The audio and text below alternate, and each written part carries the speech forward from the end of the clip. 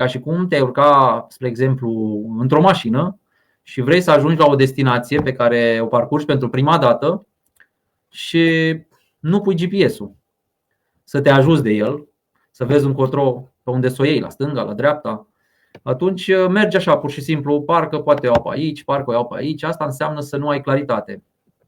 Deci fără claritate nu cred că se poate construi nimic.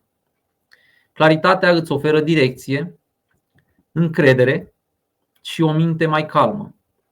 Atunci când ai claritate, știi exact pașii pe care trebuie să urmezi pentru a-ți îndeplini obiectivul. Știi fiecare pas care urmează. Da? Atunci prinzi încredere mai mare în tine, în puterea ta, în forțele tale, în cunoștințele pe care tu le ai și totodată mintea ta este mai calmă.